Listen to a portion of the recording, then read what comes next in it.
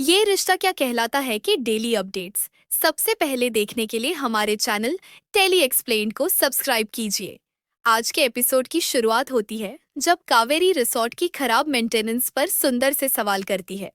सुंदर अपनी सफाई देने की कोशिश करता है लेकिन कावेरी उसे जॉब से निकाल देती है।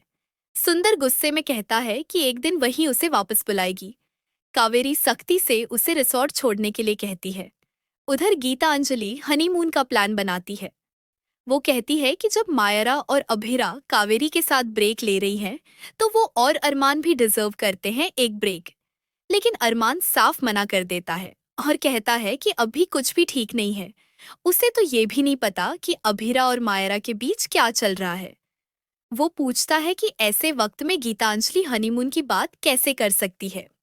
ये सुनकर गीतांजलि अपसेट हो जाती है। विद्या उनकी बात सुन लेती है और अरमान से सवाल करती है कि उसने गीतांजलि को क्यों नाराज किया। अरमान बताता है कि गीतांजलि ने उसे जबरदस्ती शादी के लिए मजबूर किया था और विद्या से कहता है कि मायारा और अभिरा को हमेशा साथ रखना। विद्या अरमान पर आरोप लगाती है कि वो भी माधव की तरह कमजोर है और आसानी से मैनिपुलेट हो जाता है। वो पूछती है कि उसने कभी किसी को ये क्यों नहीं बताया कि शादी के लिए उस पर दबाव डाला गया था। विद्या को याद आता है कि कावेरी ने भी माधव को ऐसे ही मजबूर किया था उससे शादी करने के लिए। विद्या कसम खाती है कि वो गीतांजलि को दूसरी विद्या नहीं बनने देगी और अरमान से कहती है कि हालात को संभाल कर चले। इधर तान्या गीतांजलि को कंसोल करने की कोशिश करती है, लेकिन गीतांजलि उस पर फेक होने का आरोप लगाती है।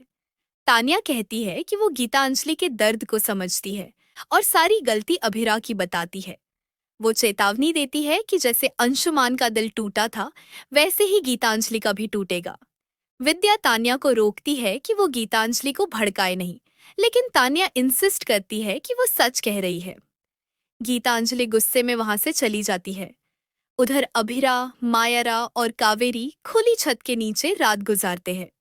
रिसोर्ट स्टाफ कावेरी से सुंदर को वापस रखने की रिक्वेस्ट करता है, लेकिन कावेरी साफ मना कर देती है और उन्हें भी जाने को कहती है।